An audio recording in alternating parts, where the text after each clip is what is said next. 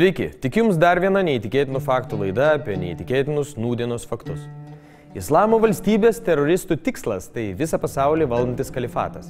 Kodėl nuolat bombarduojama taip vadinama Islamo valstybė dar sparčiau plečia savo sienas? Mums nematomas Islamo valstybės veidas – duona kepantis ir stogų skyles lopantis teroristai.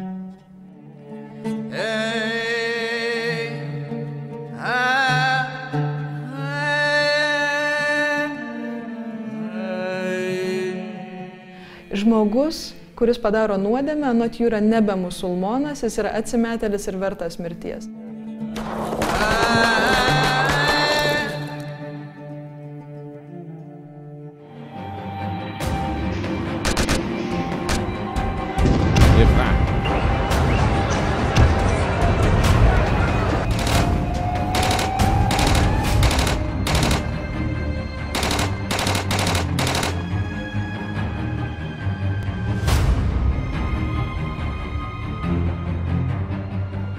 Jie sugeba per savo atakas, tokias kaip Paryžiuje, sukelti islamofobijos, ksenofobijos bangas ir automatiškai ta musulmonų bendruomenės dalis, kuri galbūt dar abejojo arba kurie jautėsi gal pakankamai integravęsi, prieš juos nukreipta kažkokia neapykanta žmonių, jie juos paskatina jungtis prie ISIL, pabėgėlius paskatina bandyti grįžti, prisijungti. Tai yra manoma, kad galbūt ISIL strategija yra terrorizuoti, skaidyti ir mobilizuoti.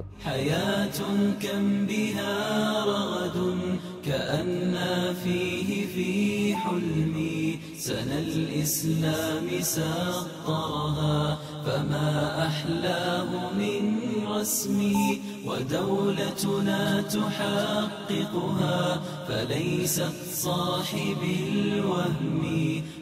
Jie sugebėjo suformuoti modernę valdžią, jie vykdo visas socialinės paslaugas, jie sugeba žmonėms remontuoti stogus, remontuoja kelius, kepa nemokamai duoną, turi tam tikrą įvaizdžio strategiją. Jie tiesiog gerai tvarkosi administracinė prasme ir dėl to dalis ir jo žmonių, ir Irako žmonių žiūri jos pakankamai palankiai.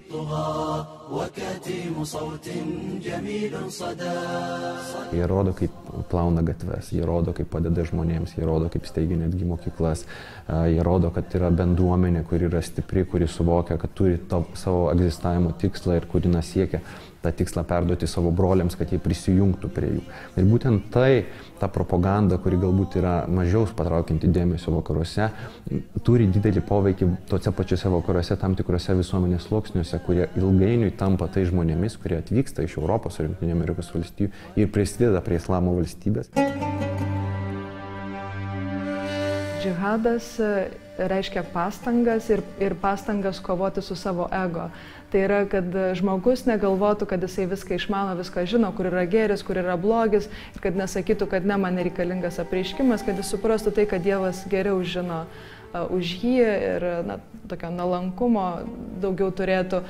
Taip pat tai yra kova su savo blogomis mintimis, antislamiškomis, kurios yra kaip daugelio atveju bendražmogiškos, su blogais žodžiais, blogais darbais, tai yra džihadas. Pagal islamo karo teisę negalima kovoti prieš civilius, moteris, vaikus, prieš kitus musulmonus. Tai jie sugeba pasakyti tai, kad kadangi dabar yra demokratijos, žmonės civiliai renka valdžią, jie palaiko valdžią, kuri kovoja prieš musulmonus, reiškia, jie yra nebe civiliai, o kovotojai. Ir jie taip tarsi sunaikina iš viso civilių kategoriją ir naudoja prievartą.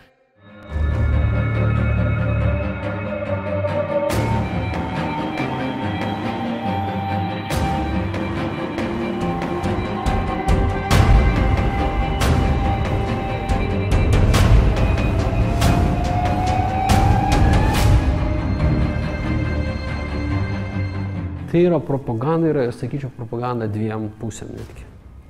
Tiek vidiniai islamo auditorijai, tiek vakarų auditorijai. Vakarų auditorijai tai aišku, tai yra tam, kad juos išgąsdintų.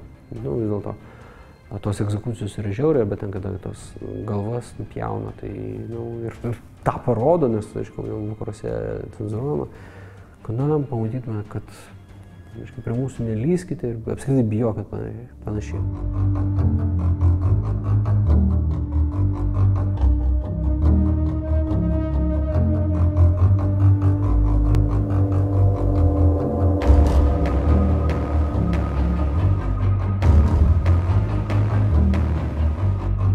Kodėl būtent toks metodas, pavyzdžiui, galvos nupjovimas dažnai būna naudojamas, tai yra viena tokia istorija čia iš Korano, jeigu aš tai neklystu, kad kada pranašas Muhamedas užėmė Meką, jisai pareikalavo atsiversti į tikėjimą ten esančius gyvenančius, islamo tikėjimą gyvenančius žydus.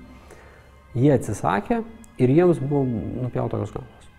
Dabartiniai islamo valstybės kovotojai, kada nupjautinėjo galvas, jie lygtai tarsi atkartojo tai, kas buvo padaryta pranašo Muhamedo. O jeigu tai Muhamedas darė pranašas, tai tarsi ir jie daro, tai viskas teisingai ir labai, ta prasme. Iš tikrųjų, tas planas yra toks keliais etapais grįstas. Pirmiausia, įkurti islamo kalifatą būtent Sirijos, Irako teritorijose ir aplinkinėse valstybėse, taip tarsi užtikrinant politinį islamo atstovavimą. Bet vėliau tai to neapsiriboja, yra pakankamai nemažai žemėlapių, platinamų ir pačių islamo valstybės, kuriuose jie žymi savo teritoriją gerokai plačiau. Vėlgi, pirmiausia, Šiaurės Afrika, vėlgi susigrąžinimas būtent tų Ispanijos valstybės dabartinės teritorijų, kurios kadaise buvo kontroliuojamos islamo, nors ir labai trumpam. Ėjimas toliau į Vidurio Azijos link. Žodžiu, visa tai tiesiog yra tik pradžia to bendro tikslo, kad islamas dominuotų visame pasaulyje, bet ne tik tai islamas kaip religija, būtent tokia jos atmaina, kokią siūlo islamo valstybė. Islamo valstybė tarsi turi tam tikrą aiškiai apsibrėžtą teritoriją, turi netgi savo sostinę, kurią įvardija kaip pagrindinį miestą, turi strateginius kitus taškus, kuriuos bando ginti ir tai tarsi parodo, kad jos mobilumas šiek tiek yra mažesnis, o to pačiu tarsi leidžia manyti, kad būtų galima nustatyti tuos taikinius, kurie yra jautriausi islamo valstybė ir kuriuos paveikus galbūt visos valstybės, pseudo valstybės turbūt būtų teisingiau teikti, funkcionavimas jisai būtų sudėtingesnis.